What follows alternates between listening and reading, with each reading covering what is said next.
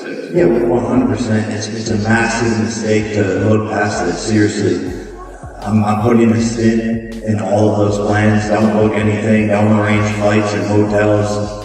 I'm knocking this guy out, becoming the CEO of Master Boxing, and changing the plan. And it's going to be me versus Tyson Fury next year. You feel like you are being disrespected, but all these times, This is going to be the toughest fight of his career. Sharp, relax. The most embarrassing fight of his career.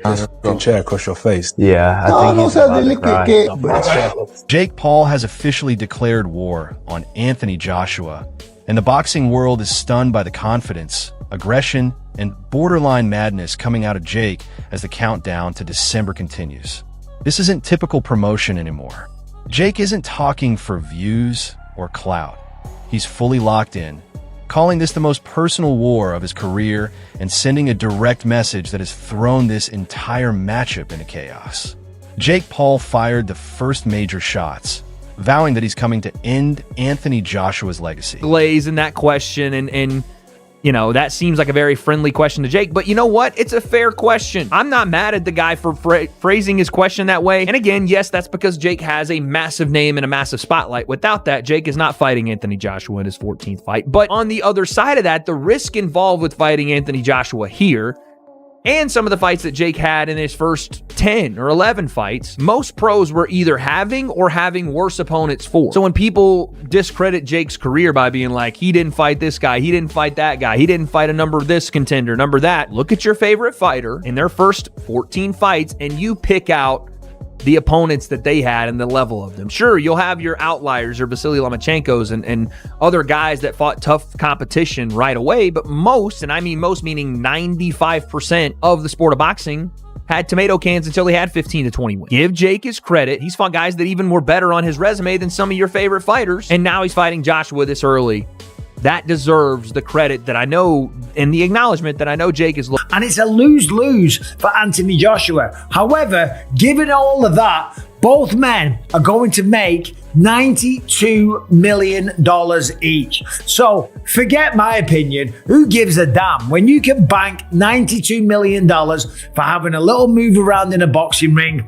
Fair play. You can't on that. However, let's talk about it. The reason I say that it's a lose-lose we'll start with Jake Paul first. The reason I say it's a win-win for Jake Paul is because, listen, if he wins, then he's beating a former heavyweight boxing world champion, certainly one of the best heavyweights of his generation, and of course, a man that is way bigger than Jake Paul. Of course, it's a win. And if he loses, it's still a win for Jake Paul because he had the balls. He was man enough. He was willing to test himself. He would prove everyone wrong, all his critics, like me. By the way, I'm not like out there on an island by myself. Everyone says the same thing. Paul is saying he's coming to shock the world.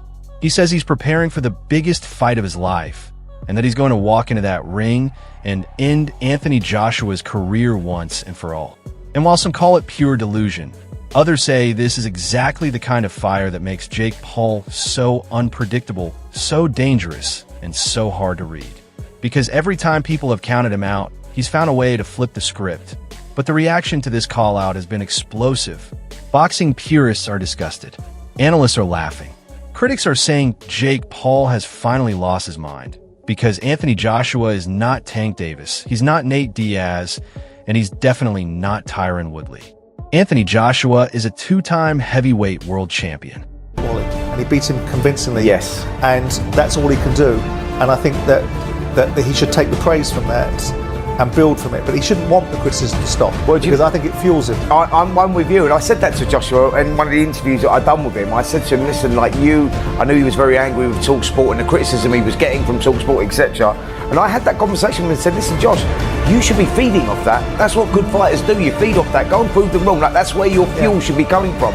And you know, I think to a certain extent he's sort of done that. I said, look, you're like, if people are talking about you, it's a good thing because that means that you know you're doing something right. He wasn't ready for Anthony Joshua because Anthony Joshua was a different thing. Yeah. Like it's just he's got more one-shot knockout power. He took it more seriously too. I don't know. He likes to switch him, but again, like this is where the boxing is. If you don't have that kind of intellect in the boxing, that footwork and foot positioning is put your foot on one side, you're going to get killed. You put your foot on the other side, you're safe.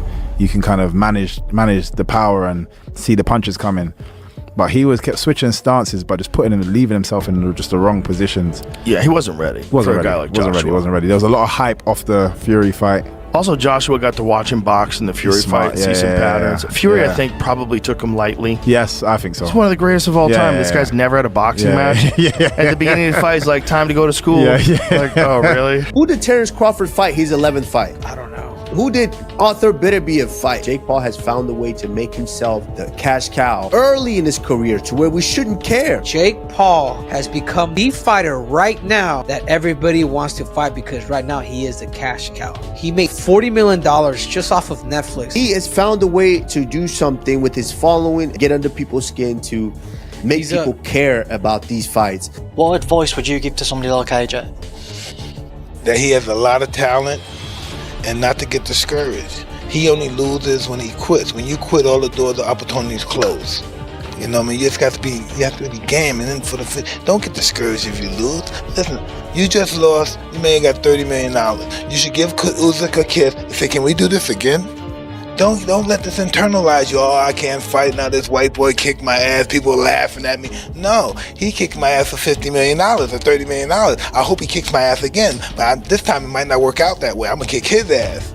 I just think the more time you lay off, the worse you get.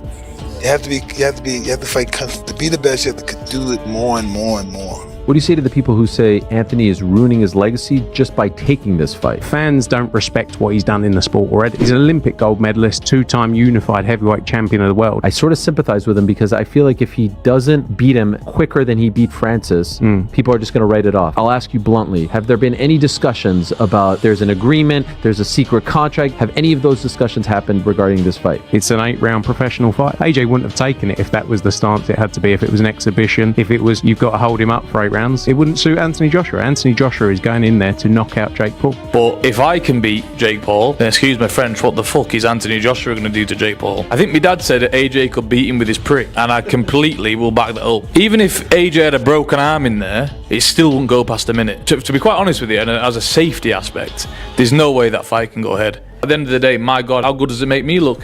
He gets beat by Jake Paul. Well, that automatically makes me 2-time heavyweight champion of the world, doesn't it? There's no proper way. I've got to laugh about it. How are we even talking about this? He got his nut boxed off by me a little over 2 years ago, and now all of a sudden he's talking about fighting Anthony Joshua. It's like, come on. Like, you can't be serious. He can't beat me. I'm not Anthony Joshua, am I? So it's just ludicrous. It really is. Anthony Joshua is a man with Olympic pedigree. A man who has fought the best heavyweights on the planet, and a man who can end a fight with a single punch. And Jake Paul has never faced anything remotely this dangerous. Yet people cannot believe the confidence he's showing. But that's exactly what makes this matchup so unpredictable, because Jake Paul isn't scared, he isn't backing down, and he's calling out Anthony Joshua with a level of aggression even AJ didn't expect. Deep down, everyone knows Jake Paul thrives when the world is against him. He feeds off doubt, he fuels himself with criticism, and he becomes the most dangerous version of himself when he's counted out. And now the conversation shifts to how this fight could even play out, with experts saying Jake Paul's only real path to victory is